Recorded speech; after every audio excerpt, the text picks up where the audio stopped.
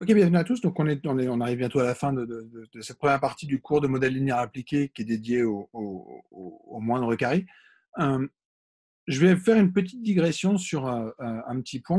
Donc, on a parlé un tout petit peu de multicollinéarité que j'avais associé à des problèmes d'interprétation de coefficients. Donc, je parlais juste du fait que euh, des fois, les matrices avaient des variables qui pouvaient être soit très proche, soit on pouvait créer une combinaison linéaire de variables qui donnait quelque chose qui était très corrélé avec une autre variable.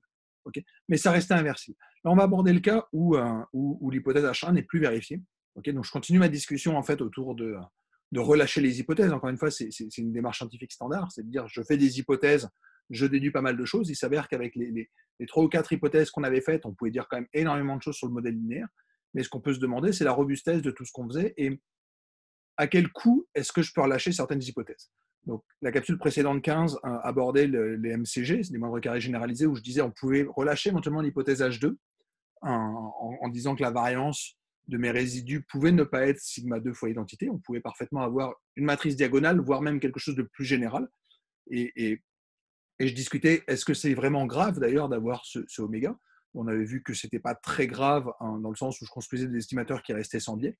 Mais par contre, les estimateurs avaient une variance trop grande. Et on pouvait faire une correction qui se rapprochait de ce que j'avais proposé quand on mettait des poids. Okay, quand on a des matrices diagonales, donc ça revient à faire une régression pondérée okay, qui permet de corriger de cet effet-là.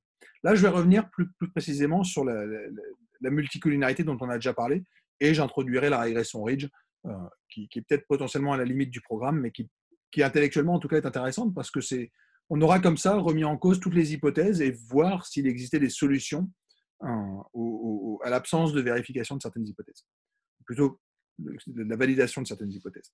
Donc, première question, est-ce que je peux faire une régression sans cette hypothèse H1? Okay. Alors, H1, je vous rappelle, elle me disait que ma matrice X était de plein rang colonne. Okay, et que le X transposé X était inversible. C'est une condition pour pouvoir écrire notre problème et trouver une solution. Donc, c'est lié à un problème d'identifiabilité, on en a déjà parlé. Okay, si jamais ce n'est pas inversible, bah, c'est sûrement que je peux créer 2 modèles qui seraient équivalents, au moins 2, qui me donneraient la même minimisation de la somme des carrés des erreurs. Okay, donc, je n'ai pas de solution unique à mon problème. Et quand est-ce que ça se présente? Alors, il y a ce qu'on appelle le cas mal conditionné. Donc, mal conditionné veut dire que j'ai des valeurs propres très proches de 0. Okay, le déterminant est très proche de 0. Donc, ça, on l'avait déjà un tout petit peu évoqué, mais il y a des cas pour lesquels il peut être rigoureusement égal à 0. Et on aimerait bien trouver une solution. Et il y a un autre problème qui peut apparaître, alors, que je mettrai un peu de côté, même s'il est de plus en plus important, c'est le cas où P est plus grand que N. Donc, tout d'un coup, vous avez plus de variables explicatives que d'observations.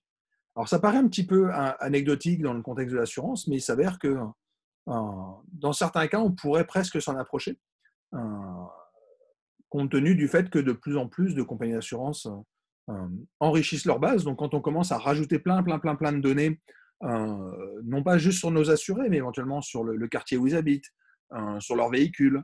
Donc voilà, si jamais vous avez l'adresse de quelqu'un, vous avez potentiellement accès à toutes les informations associées au quartier. Donc, vous pouvez récupérer le nombre d'écoles, le nombre d'enfants en bas âge, est-ce qu'il y a une caserne de pompiers, ce genre de choses. Donc, vous avez accès à énormément d'informations qui peuvent être utiles, en fait. En tout cas, on n'en sait rien. Donc, quand on veut faire notre modèle, on peut collecter plein d'infos. Et à force d'en collecter, ben, on peut récupérer un P qui devient très grand. Okay, alors, pour un très gros assureur, on peut imaginer que ça reste négligeable. Si vous avez plusieurs centaines de milliers d'assurés, on pourrait se dire que N reste suffisamment grand. Mais il peut y avoir des business sur lesquels ce n'est pas le cas. Par exemple, si jamais vous assurez des entreprises, vous en avez déjà beaucoup moins que de particuliers. Okay, quand vous assurez des gros groupes, assez vite, vous avez peu d'observations. Quand vous faites de l'assurance des grands risques, okay, vous assurez un transporteur maritime, il n'y en a pas tant que ça des transporteurs maritimes. D'accord, donc, on se retrouve potentiellement dans un cas où le nombre de variables explicatives peut vite être gros et plus gros que le nombre de variables d'observation. Et donc, à partir du moment où j'ai ce cas-là, j'ai un vrai problème. J'ai un vrai problème parce que je ne sais pas faire et il n'y a pas de méthode. Enfin, en tout cas, tout ce que je vous ai raconté jusqu'à présent ne tient plus. D'accord, donc, il y a quand même pas mal de cas pour lesquels cette hypothèse H1, il n'y a pas forcément de raison pour qu'elle soit valide. Alors, je ne vais pas forcément Bah, de manière propre, si je voulais le faire, il faudrait que je vous parle des valeurs propres. Donc, je l'ai fait dans les slides, je ne vais pas trop rentrer dans les détails.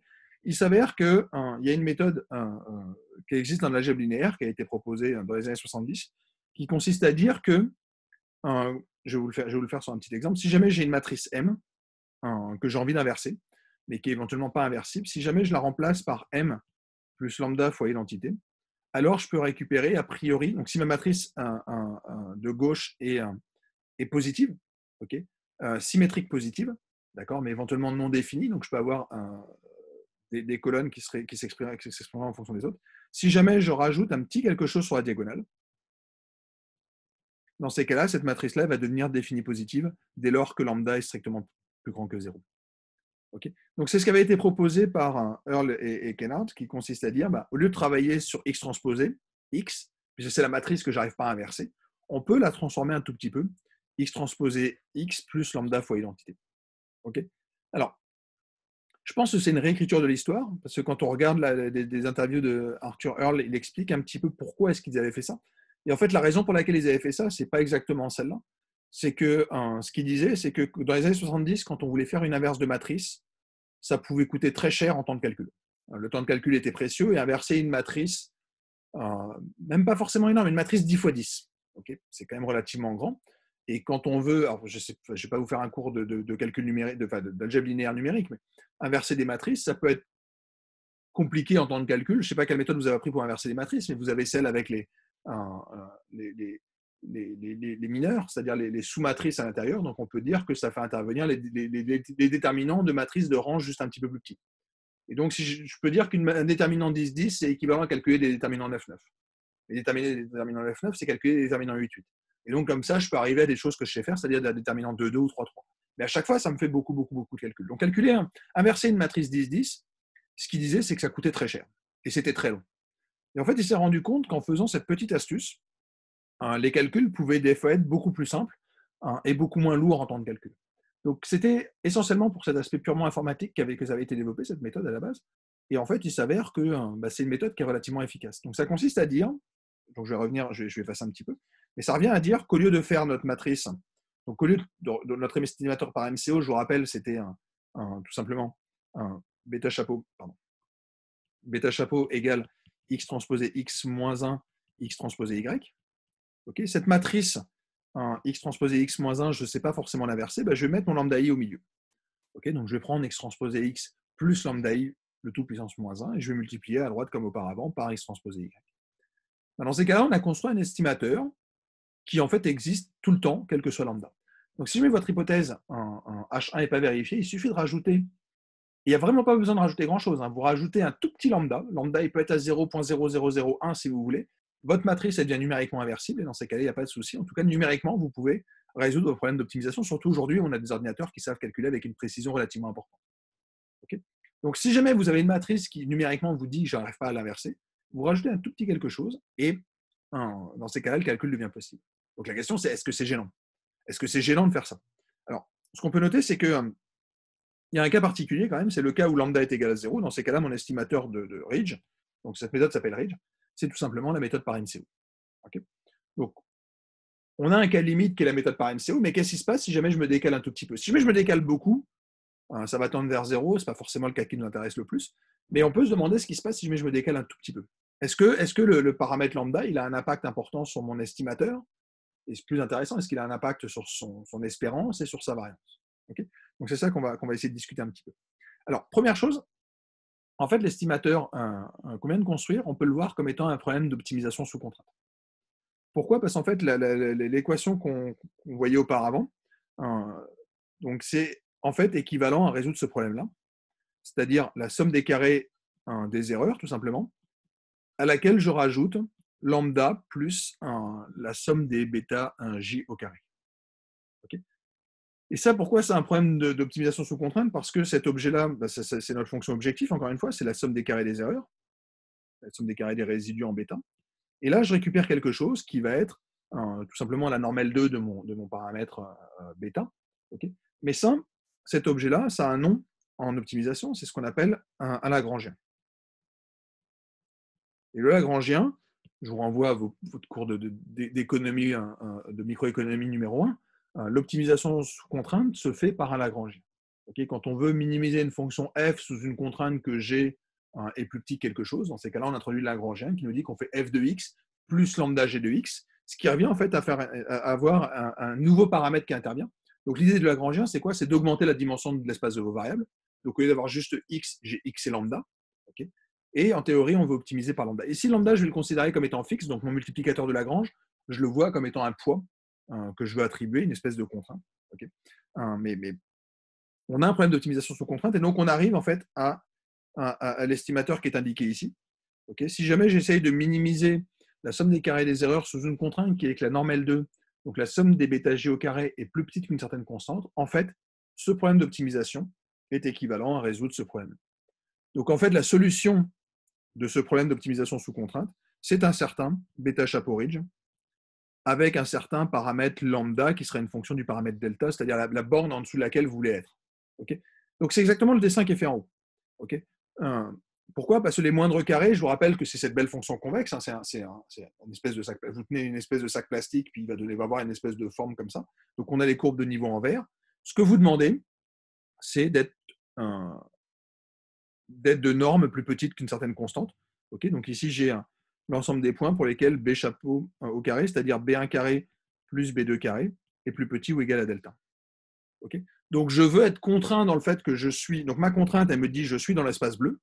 Okay, parmi ces points bleus, quelle est celle qui va minimiser la somme des carrés des erreurs?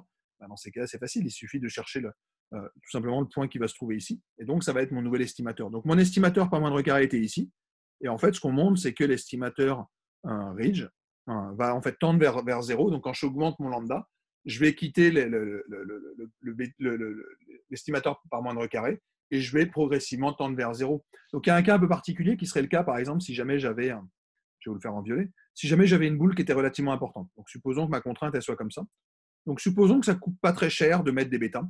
D'accord, donc, supposons que je demande que mes bêtas soient compris dans cette boule-là et que je veuille en même temps optimiser mon problème de moindre carré. Dans ces cas-là, il n'y a pas de souci. L'estimateur par moindre carré, c'est une solution. Okay, c'est juste que quand je commence à rétrécir ma boule, donc quand je commence à imposer en fait un coût à avoir des variables explicatives, dans ces cas-là, je vais dans ce qu'on va appeler une notion de shrinkage, on va rétrécir. Et donc, arrive un moment où tout d'un coup, je vais être tangent ici. Okay, puis progressivement, notre boule va nous contraindre à avoir un estimateur qui va tendre vers 0.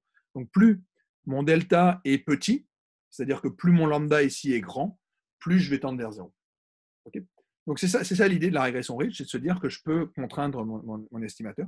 Pour tout lambda, je peux trouver un delta, une taille de boule pour que mon estimateur ridge corresponde à l'estimateur contraint, et inversement, tout estimateur contraint correspond à un estimateur ridge.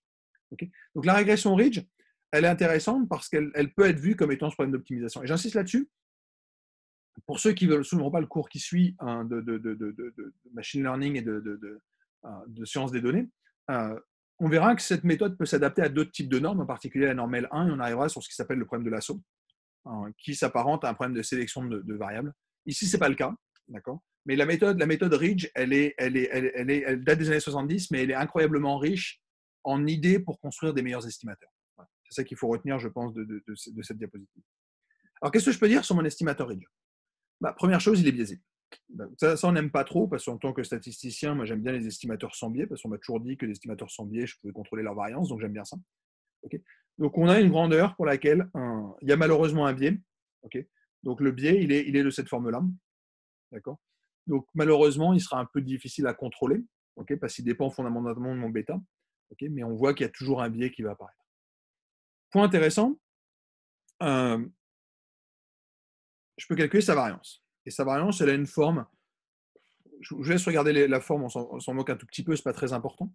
Mais elle est différente de celle de mon estimateur par moindre carré. En fait, ce qu'on peut montrer, c'est que bien souvent, on a un estimateur qui va être de variance plus faible. Okay, et ça m'intéresse. Ça m'intéresse beaucoup parce que le biais, encore une fois, le biais, quand j'ai un estimateur sans biais, je regarde sa variance. Quand j'ai un estimateur sans biais, je regarde son erreur quadratique moyenne. Et en fait, ce qu'on peut montrer, c'est que introduire un biais, ça a un coût. Okay, c'est que ce n'est pas très bien d'avoir du biais, mais sauf que je peux avoir un estimateur qui sera de variance plus faible. Et ça peut vraiment m'intéresser. Okay, en particulier, pourquoi? Parce que l'erreur quadratique moyenne, pardon, il manque un petit égal quand même. L'erreur quadratique moyenne, en fait, je peux la contrôler. Okay, je peux la comparer en particulier avec celle par moindre carré. En fait, on peut trouver une valeur pour lesquelles on serait plus faible. En fait, on peut trouver des lambdas euh, tels que l'erreur quadratique moyenne. Alors, je suis désolé, je voulais écrire sous une forme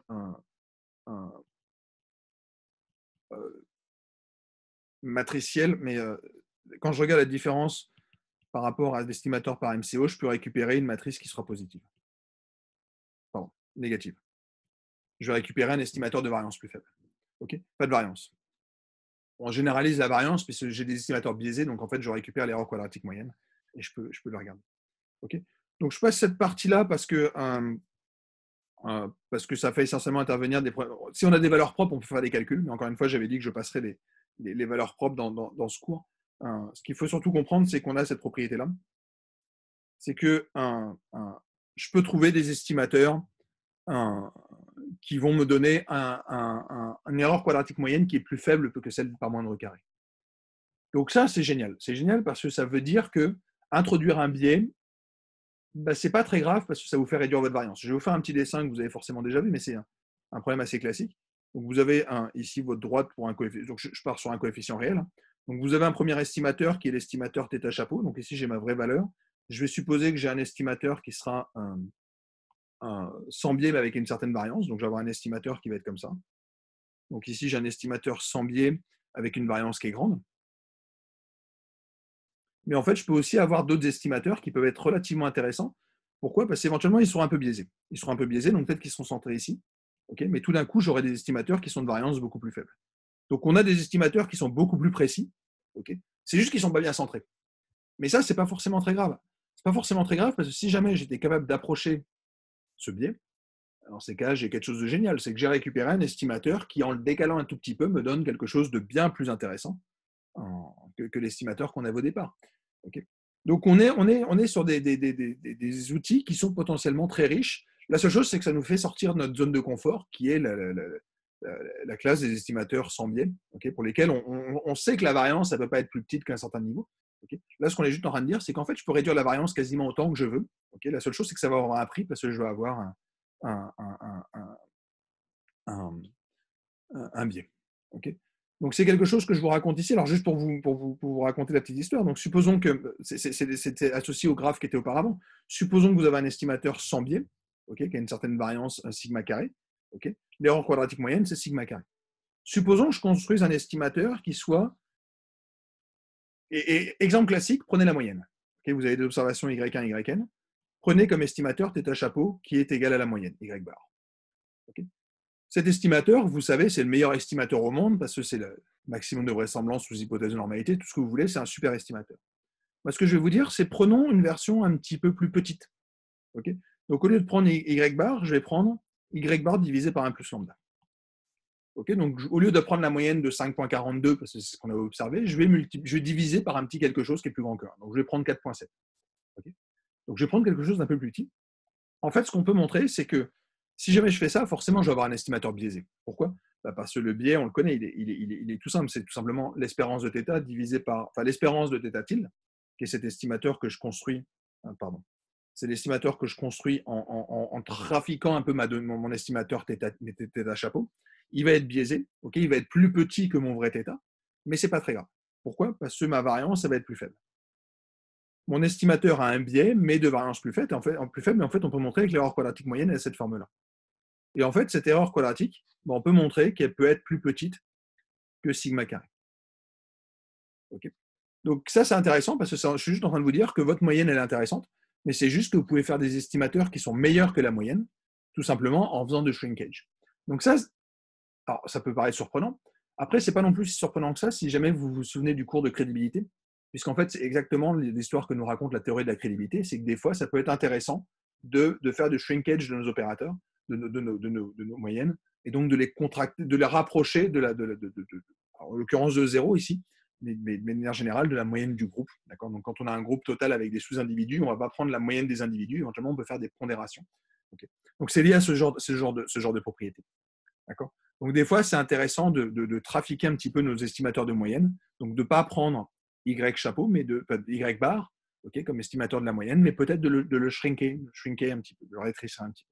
Et c'est exactement ce que raconte le résultat que j'avais évoqué, c'est-à-dire que je peux trouver un lambda étoile tel que la trace de l'erreur quadratique moyenne soit plus faible hein, que toutes les autres, y compris celle de par moindre carré.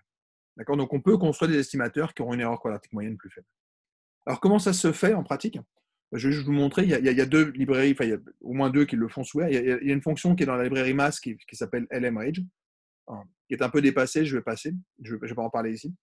Il y a un package qui s'appelle glmnet, dans lequel on a cette fonction, donc glmnet, dans lequel je mets ma matrice de données X, mon vecteur de données Y. Donc par exemple ici, j'ai pris une base qui est dans le package un ISLR, qui contient une vingtaine de variables explicatives. Donc c'est pour ça que je la mets. Je crois que c'est des résultats au baseball. Donc on a le salaire des joueurs de baseball en fonction de plein de choses qu'ils font. Et là, je peux faire du lasso.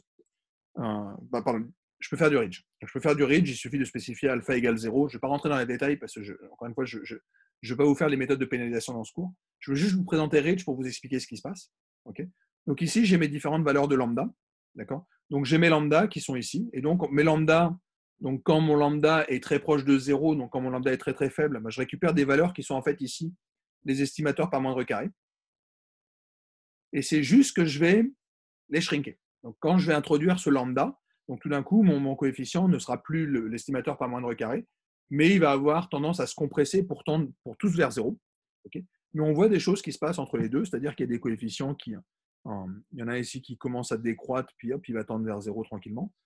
Donc on voit qu'il y a des coefficients qui persistent un petit peu plus longtemps. Okay. Donc ça nous permet, alors ça ne permet pas vraiment de faire la sélection de modèles, parce qu'il n'y a pas de moment où certains sont nuls, c'est ce que permettra de faire le lasso. Le lasso permet de vous dire, à partir d'un moment, il y a des coefficients qui deviennent rigoureusement nuls, et ici c'est juste qu'on va les compresser un petit peu.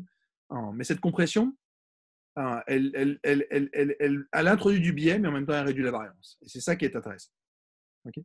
Alors, classiquement, on n'utilise pas la distance standard, ça n'a pas forcément beaucoup de sens. Donc au lieu de travailler sur parce que ce bêta 2, il n'a pas de sens. Si jamais vous avez deux variables à l'intérieur qui n'ont pas les mêmes unités, vouloir faire la somme d'une variable qui dépend du salaire, puis l'autre qui dépend du nombre de pièces, on se doute que les coefficients ne vont pas être forcément du même ordre. Okay. Et donc, se dire qu'on va faire la somme des carrés des deux coefficients, ça n'a pas forcément beaucoup de sens. Donc, l'idée, c'est de centrer et réduire les variables. Okay. Et dans ces cas-là, on a des choses pour lesquelles les coefficients ont beaucoup plus de sens. Okay. Alors, cela dit, je vous encourage à regarder ce qui se passe quand vous faites une réduction, une variance de vos paramètres, en fait, de vos variables. Okay. Vous verrez que ça a des interprétations très simples sur les paramètres. Okay. Et en particulier, regardez la significativité. Okay. Donc, prenez une base de données, centrez et réduisez les variables explicatives et regardez les deux sorties de régression et discutez rapidement les valeurs des coefficients, les signes des coefficients et la significativité des coefficients. Okay. Vous allez voir, c'est relativement simple. Ici, qu'est-ce qui se passe? Ici, j'ai mes estimateurs par moindre carré, mais sur mes données centrées réduites. Et là, on voit qu'on a un range de valeurs beaucoup plus étendu, okay, essentiellement parce que tout à l'heure, en gros, c'était les variables qui étaient, je pense, avec des unités très très faibles, qui donc étaient associées à des paramètres très très grands, qui me donnaient des valeurs un peu aberrantes, puis les autres étaient déjà toutes petites et proches de 0. Ici, j'ai toutes les variables qui sont plus ou moins dans les mêmes unités. Okay. Et donc, on voit cette convergence tranquille. Donc, c'est vraiment la notion de shrinkage. Donc, on a une espèce de convergence vers 0, okay, donc de mes coefficients qui vont avoir tendance comme ça à décroître vers 0, et ça c'est vraiment l'idée de la régression ridge. Okay. Je ne vais pas aller beaucoup plus loin, je ne vais même pas évoquer l'assaut, et voilà, sachez que c'est des méthodes qui sont devenues très populaires, essentiellement parce que, et encore une fois, l'assaut, je préfère pas le mettre dans ce cours, même si c'est devenu la méthode de référence pour faire la sélection de variables. Okay. On va se contenter de ce que j'ai fait dans la capsule quand je vous parlais des méthodes AIC, BIC, LIPS, ce genre de choses. On va regarder stepwise en AIC, BIC, ellipse, on va regarder, ou même du CP de Malo, on va regarder tous les modèles, ou alors des méthodes hiérarchiques, où on va progressivement, en stepwise, faire un modèle de plus en plus simple, ou alors faire un modèle de plus en plus compliqué, et de manière itérative, soit supprimer, soit rajouter des variables. Donc c'est la méthode que je vous ai présentée, mais la méthode que tout le monde utilise maintenant, c'est plutôt du lasso, mais qui est un peu hors limite du programme. Donc je n'irai pas beaucoup plus loin, mais sachez que c'est juste une adaptation de la méthode Ridge, en un peu plus technique, donc je mets ça dans un autre cours. Okay. Je m'arrête là pour cette petite digression autour de l'hypothèse H1. Ce qu'il faut juste comprendre, c'est qu'on peut la relâcher. On peut la relâcher, le coût il n'est pas très important, et en particulier, il commence à nous faire introduire des classes d'estimateurs qui ont un intérêt potentiel important, mais qui sortent un peu du cadre de ce cours. D'accord. Donc le point, c'est qu'on est capable de relâcher toutes les hypothèses. Certaines ont un coût qui est plus important que d'autres, mais en tout cas, on est capable de discuter ce qui va se passer quand on va relâcher des différentes hypothèses qu'on avait fait dans le modèle des moindres carrés. OK? Je vais m'arrêter là pour aujourd'hui et on se retrouve bientôt pour une suite.